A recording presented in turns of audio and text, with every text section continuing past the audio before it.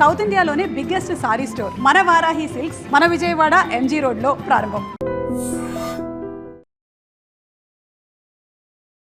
వివాహేతర సంబంధం ఒక వ్యక్తి హత్యకు కారణమైంది.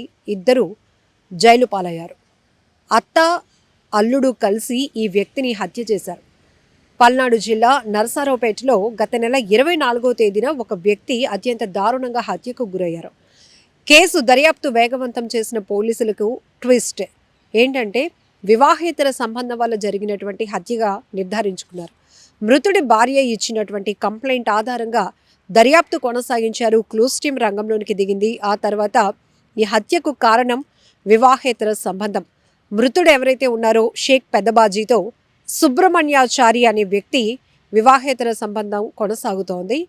అయితే ఈ విషయంలోనే తరచుగా వాళ్ళ మధ్య గొడవలు జరుగుతూ ఉన్నాయి. దీంతో ఎలాగైనా పెద్దబాజీని హత్య చేయాలని ప్లాన్ చేశాడు.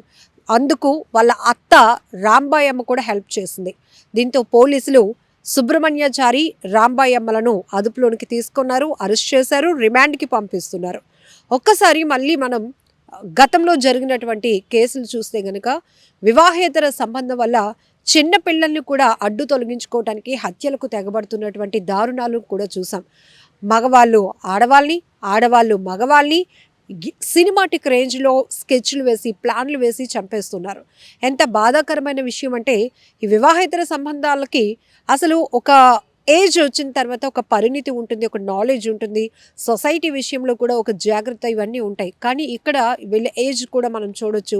ఎంత దారుణంగా తెగబడుతున్నారంటే చాలా అంటే ఈ కేసుల గురించి చెప్పాలంటేనే కొంచెం ఇబ్బందిగా అనిపిస్తోంది. కానీ కొంత వీటిలో నుంచి కూడా ఇన్ఫర్మేషన్ అనేది సొసైటీకి చాలా అవసరం. కొన్నిసార్లు అయ్యో ఉన్నట్టుండి ఆ వ్యక్తి అంత దారుణంగా ఎందుకు హత్యకు గురయ్యాడు, అసలు ఏం జరుగుంటుంది అనేటటువంటి ఒక ఆలోచన, ఒక డిస్కషన్ స్థానికంగా ఖచ్చితంగా వస్తుంది. అలాంటి కోణంలో పోలీసులకి అయితే కనుక ఒక రకమైనటువంటి ఆలోచన ఉన్నప్పటికీ కూడా సమగ్రమైన దర్యాప్తు చేసిన తర్వాతే ఈ హత్యకి కారణం ఏంటి అనేది తెలుసుకునే ప్లాన్. సో ఈ క్రమంలోనే ఇక్కడ చూడండి, మృతుడి భార్య ఇచ్చినటువంటి కంప్లైంట్ ఆధారంగా ఇప్పుడు మృతుడు ఎవరైతే ఉన్నారో షేక్ పెద్దబాజీతోనే వాళ్ళ భార్యతోనే ఈ నిందితుడికి వివాహేతర సంబంధం కొనసాగుతోంది. అతను ప్లాన్ చేశాడు. అందుకు అత్త కూడా ఏదో మహాయజ్ఞానికి సహకరించినట్టుగా ఒక వ్యక్తిని చంపడానికి పెద్దవాళ్ళు కూడా ఇట్లా సహకరించటం, ముందుకు రావటం, ఇలాంటి క్రూరమైన ఆలోచనలు చేయటం అనేది ఎంత దారుణంగా ఉందో. ఇప్పుడు హ్యాపీగా లీడ్ చేయాల్సినటువంటి ఎండ్ లైఫ్ని కాస్త ఆమె కూడా అల్లుడు చేసేటటువంటి ఆలోచనకి సహకరించి ఇప్పుడు జైలు పాలైనటువంటి పరిస్థితి ఉంది. సో ఇలాంటి ఘటనలు జరగకుండా ఉంటేనే మంచిది. ఎందుకంటే సొసైటీలో ప్రతి ఒక్కరు కూడా పెద్దవాళ్ళు పిల్లలకి మిర్రర్ లాంటి వాళ్ళమని అంటూ ఉంటారు కదా. ఎందుకంటే ఏం జరుగుతోంది, ప్రతిదీ ఇప్పుడున్నటువంటి జనరేషన్ ప్రతిదీ ఈజీగా క్యాప్చర్ చేస్తున్నారు. చూసి నేర్చుకునే ఘటనలే ఎక్కువగా ఉంటున్నాయి. అలాంటిది ఇట్లాంటి దారుణమైన ఘటనలు ఎక్కువ శాతం హత్యలకు కారణం వివాహేతర సంబంధాలు, ఆర్థిక పరమైనటువంటి పరిస్థితులే కారణమవుతున్నాయి.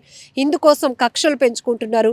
క్షణికావేశంలో క్రూరమైన ఆలోచనతో మనుషుల్ని చంపడానికి కూడా వెనుకడుగు వేయటం లేదు. సో మొత్తానికి ఈ పల్నాడు నరసరావుపేట గ్రామ శివారులో జరిగినటువంటి ఈ హత్య కేసునైతే పోలీసులు ఛేదించి మీడియాకు వివరాలు కూడా వెల్లడించడం జరిగింది. పోయిన నెల 24వ తారీఖు ఉదయం 5:45 నరసరావుపేట నుండి చిలకలూరుపేట వెళ్ళు బాలమోక్షజ్ఞ టీ స్టాల్ ముందు ఒక ఈ షేక్ పెదబాజీ అనే అతని హత్య జరిగింది.